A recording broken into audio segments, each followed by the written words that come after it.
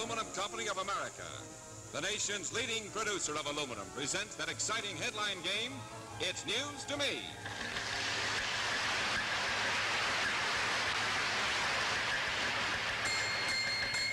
This man got the gate this week. Do you know the story? Do you know why these flowers were in the news when they were waiting at the end of a quick trip? A lot of people were up in the air this week over this kind of rock. Do you know why? Here to tangle with these questions and many more are Quentin Reynolds, famous author, commentator, and editor of United Nations World. Martha Scott, star of the current hit Male Animal.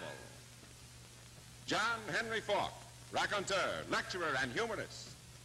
Our own delightful Anna Lee. And your host of It's News to Me, news correspondent and commentator, John Daly.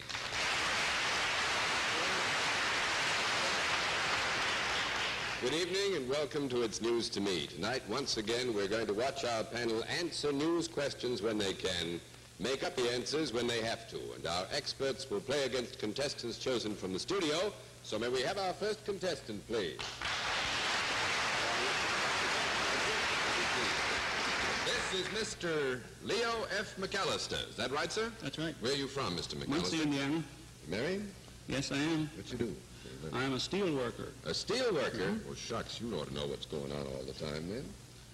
If I could get as much overtime on my machine as I do get time reading the paper, I'd be all right. Good. I'm glad to hear you've got so much confidence. You've got a very simple little job. All you've got to do is to judge the answers of the panel over here to questions that I ask of them related to the news. You've got to decide whether the answer they give is right or wrong. Now, our experts will answer correctly if they can, but if they cannot, you've got to watch out, because then they're going to make up an answer and try to bluff you, you see? Here are the $20 with which you play the game. Fine. Your palm itchy? Mine is too. Well, I'll give you this, and that'll get rid of your itch for a while, huh?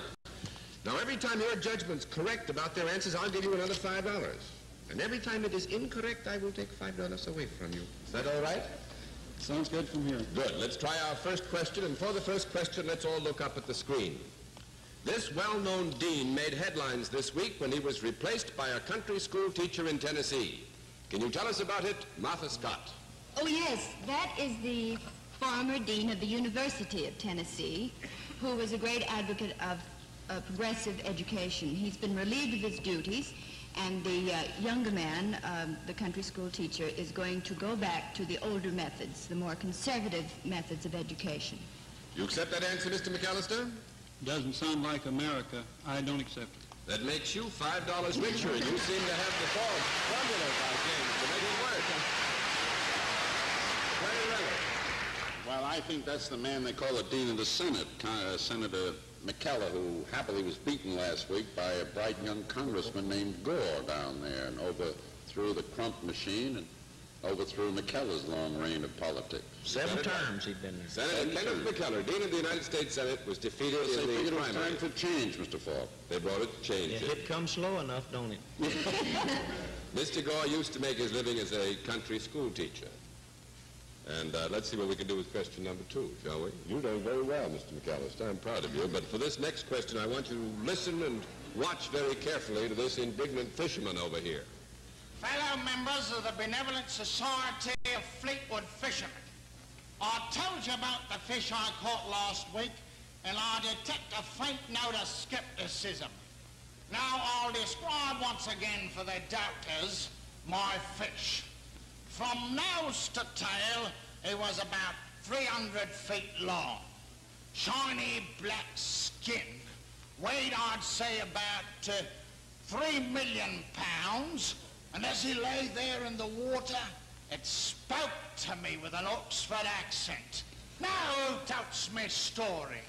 And after hearing this vivid description, can you tell us what the story's all about, Quentin Reynolds? Well, I think Frank Wayne is such a wonderful actor, I never doubt his story. I hope mine will hold up as well as his. I think he was probably portraying a fisherman. Fleetwood, there's a Fleetwood in England. And perhaps he was portraying a fisherman who, with a group of other fishermen, went out on a trawler out into the waters looking for sole or haddock or flounder, and instead their nets brought up an English submarine. What else can weigh that much? You accept that answer, Mr. McAllister? I'll play the odds. I accept it. What an odds player. That makes you $5 richer.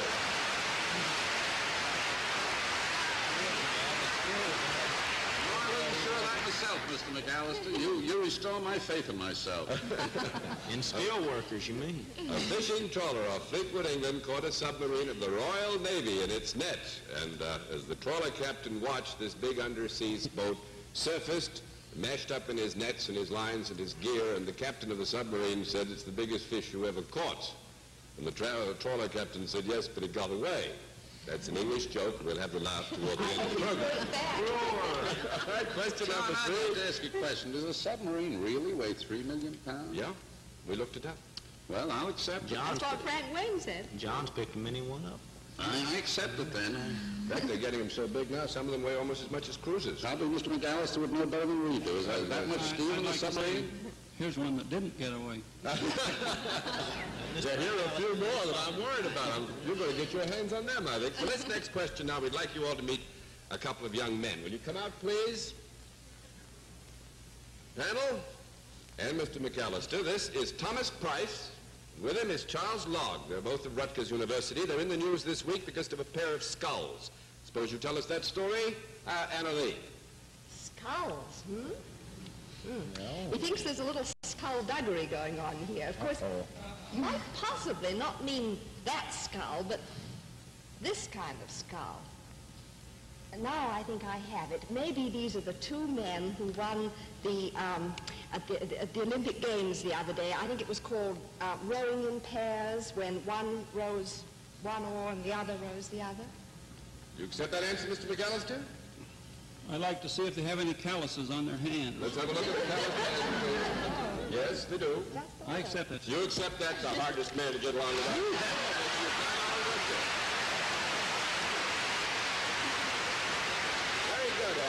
Very good, Mr. McAllister. Tom Price and Chuck Logg are Olympic rowing champs. At Helsinki, they won the 2-oar shell competition. The oars used in racing are sometimes known as sculls. And incidentally, this is the first time in Olympic history that this event has been won by the United States. And congratulations.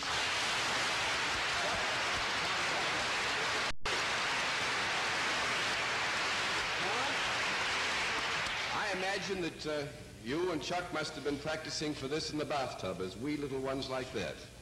No, we didn't. I didn't become interested in rowing until last January. You didn't become interested in... You mean you haven't done any of this until last January? That was the first time. Well, Chuck, family, you must have been working like beavers since January to come through with an Olympic triumph. No, John, we didn't start until last part of May, and we were world champs within 2 months. Within 2 months? Do you suppose I ought to take this sport up? Do you think I can do anything like that? Is anybody else in the race for goodness sake? Well, look, one thing I think that everybody has been very interested in as a sidebar to the Olympics is the fact that for the first time the Soviet Union participated. Now, did you get to meet, Tom, any of the Russians or see much of them? Yes, we did. They were living in a separate village, but we met them outside quite often, and they seemed like pretty nice fellows when we met them. What about you, Chuck? Did you get to know them and feel they were pretty good Jones? The individuals we met were very nice. We got along very well with them. They're very friendly. They waved to us anytime they saw us in the water, and that was one thing we wouldn't do when we were rowing. Take one hand up the oar and row. Well, now you've got me to a question. What happened to the Russians in this rowing contest? Well, we eliminated them indirectly. The Australians eliminated them, and we eliminated the Australians. You think maybe they ought to keep two hands on the oar here, after, huh? I think so, too. Well, I must say that you get great credit by any possible terms for coming through with an Olympic victory for your country, and the first time we've ever won this event. But to think that Tom here never touched an oar till January, and you've only been practicing till May, should get you both 6 or 7 medals that go right here. And thanks an awful lot for coming to see us.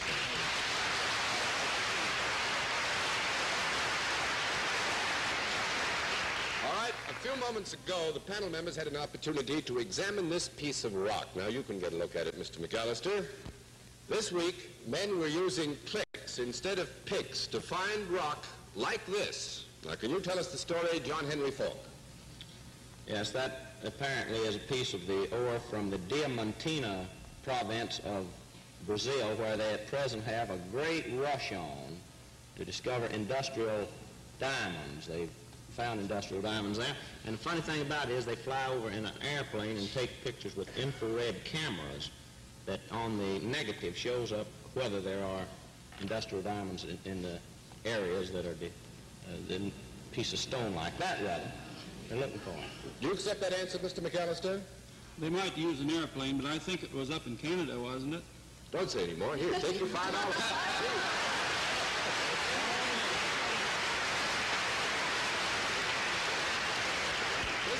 It doesn't feel very easy. The Canadian government has opened a new uranium field to prospectors in a section of northern Saskatchewan. A new settlement known as Uranium City was set up.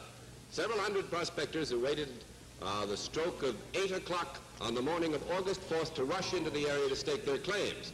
Most of them were equipped with Geiger counters to help locate hot veins, as they're called, of ore by the famous cliffs. Now, this piece of uranium ore was sent to us by air express directly from the new field by the Canadian government authorities, along with, if I can get it up, the first stake that was driven to mark a claim in the area. And there it is. It says post number 1, claim number 21392. Number 1, Minto, J.J. Carey, license number 1223, 4:10 p.m., August 4th, 1952. And I hope that he finds a lot of uranium, too, don't you?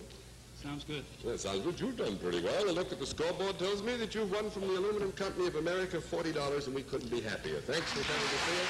Nice to see you.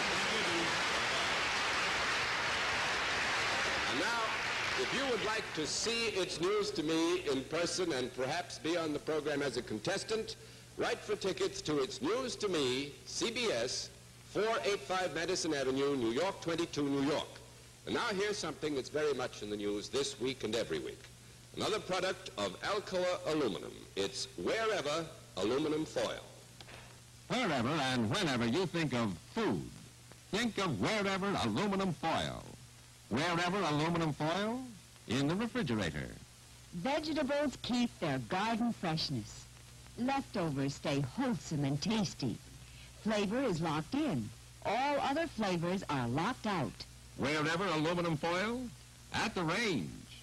Leftovers stored in foil can be heated in the same foil, several at a time, in one pan. Used in broiling, it means tastier food and no hard-to-clean broiler pan. Used around meat or fowl, it reduces shrinkage, keeps juices in, improves flavor. Foil lining under a pie pan protects your oven, saves cleaning. Wherever Aluminum Foil? At the table. Brown and serve rolls are baked on foil and kept piping hot at the table in their attractive foil cover. Baked potatoes and baked apples cooked in foil are served in foil to keep in all the flavor. Wherever Aluminum Foil? Even on a picnic. Sandwiches made ahead of time are kept fresh and tasty in aluminum foil. Pickles, cold meats, and desserts keep their own flavor, are easier to take on a picnic. Handy Wherever Aluminum Foil.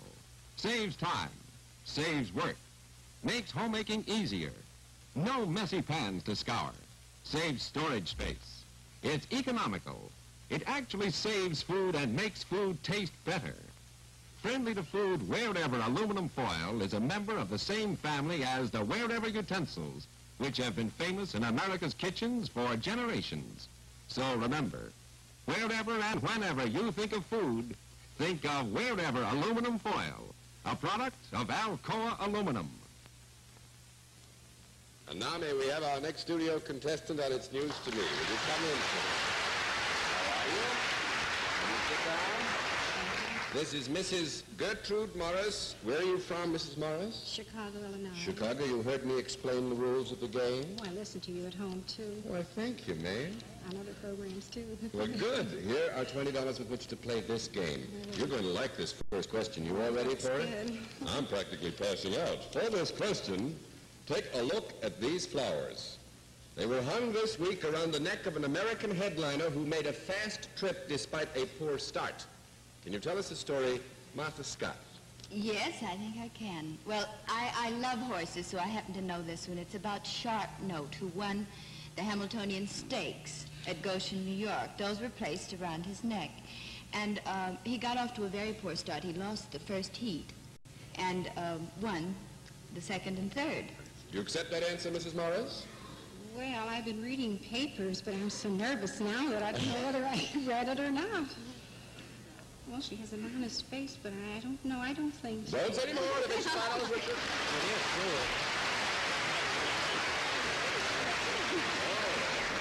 Actually, now you're going to have fun. You take a whiff of those. I'm about to go. These leis, or floral wreaths, are the ones that were presented to Secretary of State Dean Acheson this week when he arrived in Hawaii. He wasn't running in any races. And now, if you look up at our screen, you'll see the Secretary being decorated. In Hawaii, you know, Mr. Acheson met with the foreign ministers of Australia and New Zealand to make plans for the defense of the Pacific. His trip started off inauspiciously when his plane was twice grounded because of motor trouble. But he finally made it, and we want to thank United Airlines for flying these leis to us from Honolulu so that they could be on its news to me this evening. That fun? Now, these other three I'll say for myself. I may have a date tonight. You never can tell. Very many thanks to United Airlines. Let's see what we can do with question number 2, and this is our newsman's question of the week. It's from a friend of mine, Sonia Stein of the Washington, D.C. Post. The question: it was big news in London this week when the red met the purple. Can you tell us the story, John Henry Falk? Couldn't be but just one story, John. That's when Mr. Gromyko put on his silk hat and his frock-tail coat and got into a gilded carriage, bless goodness, and went calling on Queen Elizabeth. You accept that answer, Mrs. Morris? Oh, gosh. My knee stopped knocking. Maybe I'll think. No, I'm afraid not.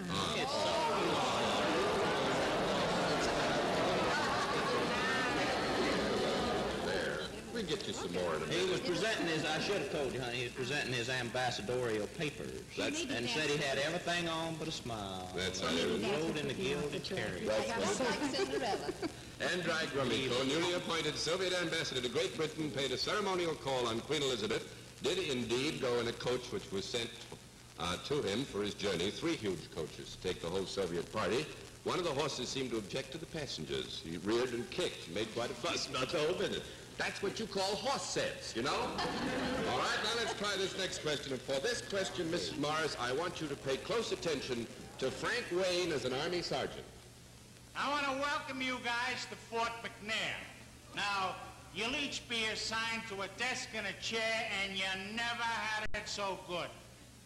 Why, if you got sent up to Alaska, you'd probably have to eat raw fish and seal blubber. If you got sent to the South Pacific, K-rations and coconut milk. But here at Fort McNair, we know how to treat you. Say, do you know what we've got lined up for you mugs for dinner tonight? A poached egg, 2 pieces of dry toast, and all the tea you can drink. But lay off the cream and sugar. Now that you've all heard the pep talk by Sergeant Frank Wayne, suppose you tell us what the story is, Anna Lee. Mrs. Morris, this is a very sad story. It seems that some of the enlisted men around Washington have been getting a few bulges in the wrong places. And so the Army suggested to the Army doctors that they should put them on a diet, the stout soldiers. And so they're just to eat salads and nuts and poached eggs, nothing fattenings. You accept that answer, Mrs. Morris? Gosh, my son's in the service, I hope, and he's slender. I hope he eats. Oh, I see. Well, now let me see your eyes. I don't remember reading that. She's, I don't know. She certainly is. Both of them are sweet. Now, that don't make me any $5 richer, though, does it? Well, you never can tell. She's a sweet girl. I'll accept it. Now, don't say any more.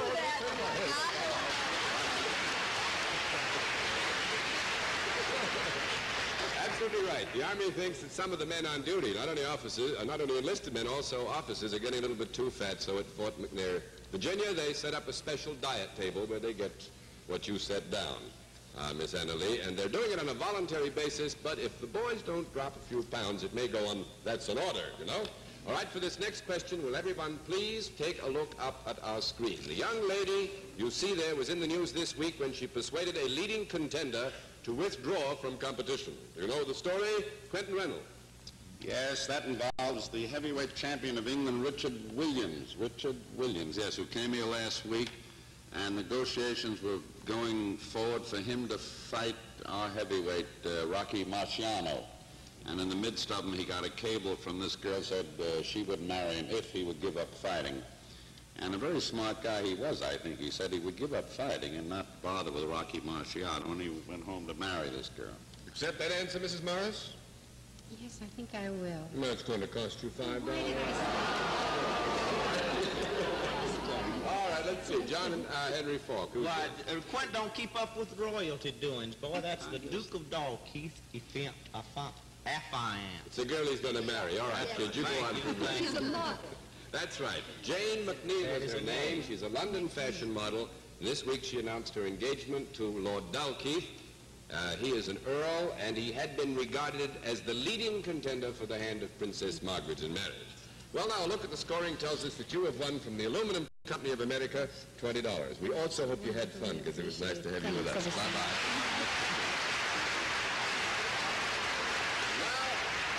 It's time to meet tonight's eyewitness, a person who actually saw a famous news event take place. Panel, let's see how fast you can uncover the event by cross-examining our guest.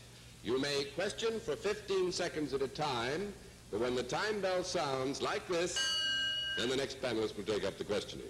If you beat our eyewitness and guess the news story within 3 minutes, then our guest will receive $50. If you don't guess the story within the 3 minutes, our guest beats you and will receive $100. And now it's time to meet tonight's eyewitness, Mrs. Irving M. Poons. Will you come out, Mrs. Poons?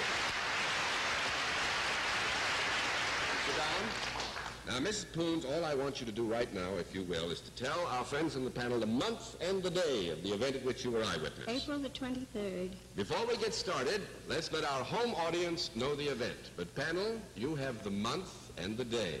April 23rd. It was Shakespeare's birthday. I don't think Isn't that fine? Well, maybe this was Shakespeare that she was dancing with. I don't know. Don't tell me he was there. Anyway, you should be all ready for the questioning. So you, Quentin Reynolds, start now. Did this happen in America? Yes. Did it happen in the East? Yes. Did it happen in the 1920s? No. In the 30s? No. 40s? No. 50s? No. Before the 20s? Oh, yes. I don't believe it. All right, Martha Scott. Well, was it a social event? In a way. Marriage, birth? No. Let's see. Mr. Falk. That's all. Did it have to do with a contest of any kind? No. Did it happen underwater? No. On top of water? No. Didn't happen on water at all, huh? Was it a... All right, Ms. Lee. in any way political. No. Did it have to do with sports of any kind? No, I don't think you'd call it Show business. In a way. The theater. All right, Mr. Reynolds. The theater? Theater, no. In a way. Go on, In a Mr. way. Reynolds. The circus? No. Oh, dear. Some big spectacle of some sort outdoors? I don't think you call it a spectacle. We wouldn't call it a spectacle. No, all right, Ms. Scott. Well, we've settled that it was between 1910 and 1920. No, we haven't didn't. settled that. Oh, well, in 1900 and 1910? No. What? This can't be. Yes, it is. All right, Mr. Falk. All right, but it was connected with show business. Yes. Was it connected with a play of any kind? No. With a moving picture of any kind? Yes. Before 1900, y'all? You mean these guys you look through them? All right, Miss Lee. This was a silent moving picture. Yes. Would it be Cimarron or one of those, the first Honey, I silent run before picture? 1900. Was it the first silent movie? Yes.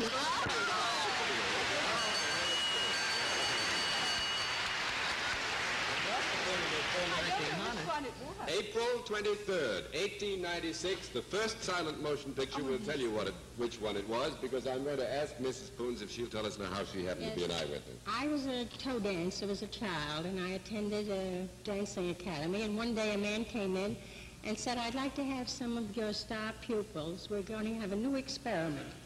So I was one of the pupils. There were two of us. We were taken to the roof of the old Madison Square Garden, and we went through a dance, and there was a man there turning a crank.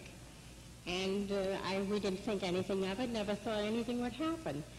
And April the 23rd, 1896, my dancing teacher notified my parents, of course I must tell you I was very, very little, notified my parents that the picture would be exhibited at Old Corstland Fields, which is where Macy's is now. And I went there and saw myself dancing. It was all very crude, but it was a full-length film. So I witnessed the event and was a participant. And congratulations to you, and thanks for coming and sharing it with us on this News to Me. It's been great to see you. Good night. Awfully good to see you. And now, if you would like to be, or rather, if you were an eyewitness and would like to appear on our program, tell us in a letter what event it was you witnessed, when it was, and send this information to It's News to Me, CBS, 485 Madison Avenue, New York, 22, New York. Now, if you look up at our screen, Ray Morgan wants to tell us about another product of Alcoa aluminum that's good news to everyone. Paint made with Alcoa pigments. Today, better kinds of aluminum paint get their quality from Alcoa aluminum pigments. Watch a painter anywhere applying good aluminum paint, and you'll see an amazing demonstration of something that painters call hiding power. The bright, clean paint completely covers and protects the dark surface beneath. Aluminum paint made with Alcoa pigments reflects the hot sun, gives extra protection against moisture, corrosion, and industrial fumes. It lasts longer. These are the advantages that have made aluminum paints the preferred paints throughout commerce and industry. Today, the best aluminum paints are made by leading manufacturers who use Alcoa pigment. Aluminum from the ever-expanding facilities of America's foremost producer, Alcoa, Aluminum Company of America. And now let's have another studio representative on It's News to Me. Well, it's good to see you. Ensign Ray Weirskemmer. How did I do? Wiersma. I'm sorry. You heard me explain the game? I have. There are your $20 with which you play. Are you ready for your first question? Shoot. Prince made news this week in New York when he left one queen with hopes of calling on another. Can you tell us the story, Anna Lee? Well, that would be Prince Faisal of Iraq, who left the Queen Elizabeth on his way to California to visit his mother, Queen Farina, who was in California. You accept that answer, Ensign? Yes, I do. You do. That will cost you $5. I am very sorry. But at the same time, I have some good news for you. I find that we haven't got time to ask you the other three questions, and we know you know the answers to those, so we will consider you answered them correctly. And that means that you have won from the Aluminum Company of America $30. Thanks very much for coming and seeing us. Aren't you glad you didn't have any time? Glad to see you. Sorry we didn't have more time. Maybe one of these days I'm going to get in this position myself. And so we wind up the proceedings on tonight's session of It's News to Me. We certainly hope that the program has proved enjoyable and has sharpened your interest in the news. This is John Daly saying good night for Anna Lee, John Henry Falk, Martha Scott, and Quentin Reynolds. And we certainly hope you'll all be back to see us next week on It's News to Me. It's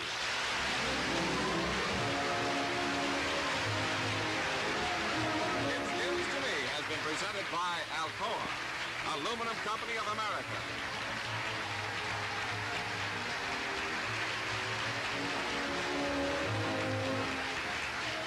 This has been a Mark Goodson, Bill Dodman production. Produced in association with the CBS Television Network. This is to remind you that Edward R. Murrow and See It Now will be back in the fall with Alcoa at the same time every Sunday evening. It's News to Me will be seen at a different time in the fall. Be sure to join us next week when Alcoa, Aluminum Company of America, will again present It's News to Me. This is the CBS Television Network.